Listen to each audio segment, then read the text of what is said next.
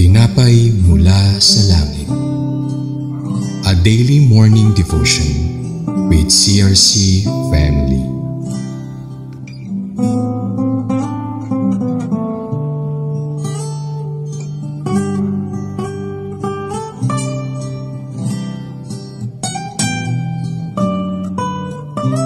Magandang umaga po sa ating lahat and welcome po sa ating daily morning devotion dito sa programang Tinapay Mula sa Langit. Ako po si Liza Cabilin of CRC Makati. Samahan niyo po ako sa pag-aaral ng salita ng Diyos na kapupulutan ng gintong aral at puno ng paalala sa ating lahat. But before that, let us all start by a prayer. Gracious Heavenly Father, we humbly come before you, asking your anointing and guidance of the Holy Spirit in declaring your holy words. Nawa ang lahat ng makikinig ay mabigyan niyo po ng kaunawaan sa istorya ng aming pong pagninilayan. At ito ay magsisilbing aral, gabay at kalakasan sa bawat isa. In Jesus' name we pray. Amen. Ang mensahe po ng Panginoon ay papabasa natin from Leviticus chapter 25 verses 39 to 46. English Standard Version, and our title is When a Hebrew Becomes a Slave Because of Debt. Let us all read. If your brother becomes poor beside you and sells himself to you, you shall not make him serve as a slave. He shall be with you as a hard worker and a sojourner. He shall serve with you until the year of Jubilee. Then he shall go out from you, he and his children with him, and go back to his own clan and return to the possession of his fathers. For they are my servants, whom I brought out of the land of Egypt. They shall not be sold as slaves. You shall not rule over him ruthlessly, but shall fear your God. As for your male and female slaves, whom you may have, you may buy male and female slaves from among the nations that are around you. You may also buy from among the strangers who sojourn with you and their clans that are with you, who have been born in your land, and they may be your property. You may bequeath them to your sons after you to inherit as a possession forever. You may make slaves of them, but over your brothers, the people of Israel shall not rule one over another ruthlessly.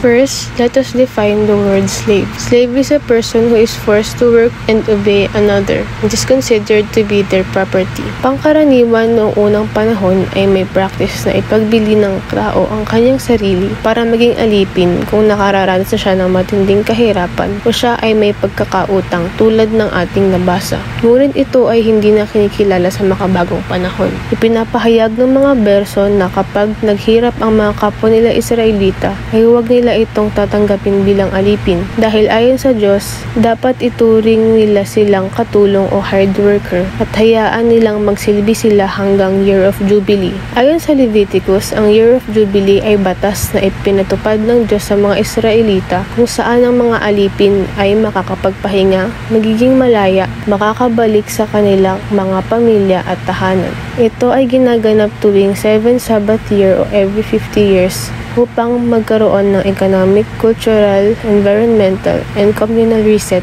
ang Israel at mapanatili ang magandang relasyon sa pagitan ng kanilang kapwa at sa pagitan ng Diyos. Pinayagan lamang ng Diyos na bumili ang mga Israelita ng mga alipin galing sa ibang bansa, ngunit huwag nila itong pagmamalupitan. Pinapakita sa teksto ang pagpapahalaga ng Diyos sa mga Israelita na hindi niya ito hahayaang maging alipin sapagkat nilayo niya ang mga ito sa Ehipto upang maging malaya. At ang Year of Jubilee ang nagpapatunay na sa kabila ng pagiging hard worker nila ay hindi sila pagmamayari ng kung sino man, kundi ng Diyos lamang na kanilang tagapagligtas. Ang lessons learned po natin dito ay una, sumunod sa batas na ipinag-uutos ng Diyos tungkol sa pagtrato sa kapwa Israelita kung ito ay naghihirap at magpabili bilang katulong. Pangalawa, dapat tratuhin katulong at hindi alipinin. Pangatlo, dapat palayain pagkatapos ng 7th Sabbath year o after 50 years. Pang-apat, palayain kasama ang mga anak nila upang makabalik sa sariling bayan, pamilya at ari-arian. In summary, pinapahalagahan ng Diyos at iniingatan ang kalayaan na nakamit ng mga Israelita mula sa kamay ng mga Ehipto. Pinapakita ng Diyos na tapat siya sa kanyang covenant kay Moises, tapat siya sa kanyang mga pangako at ito ay kailanman hindi nagbago kahit sa panahon ngayon.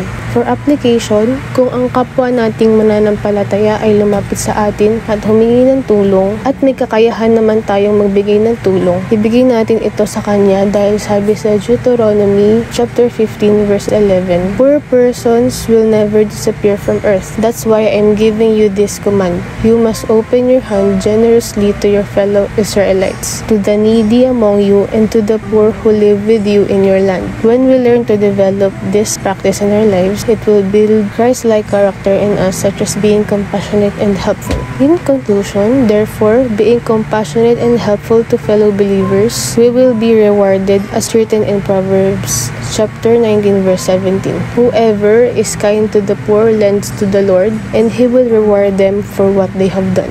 Tayo po ay manalangin. Thank you, Lord, sa mga aral na amin pong narinig ngayon na nagmula sa inyo. Salamat po sa inyong katapatan sa aming buhay. Salamat sa mayaman ng biyaya na sa araw-araw po namin nararanasan. Salamat po sa pag-ingat niyo sa amin, sa good health, at sa mga may sakit po, pagalingin niyo po sila. Humihingi po kami ng kalakasan at pagkakaunawaan para sa aming lahat. Sa mensahe naman pong ipinahayag niyo sa amin, nawa kami po ay matuto sa mga aral nito at aming maisabuhay sapagkat ang mga salita at pangako niyo ay tunay at hindi nagbabago. Dapat lang namin ibahagi ang inyong kabutihan sa mga nangangailangan dahil kami ay inyong anak na may pananagutan sa isa't isa. In Jesus' name, Amen. Maraming salamat po sa inyong pakikinig at pakikibahagi. Nawa na-inspire po tayo sa istoryang ating napag-aralan dito sa programang Tinapay Mula sa Langit.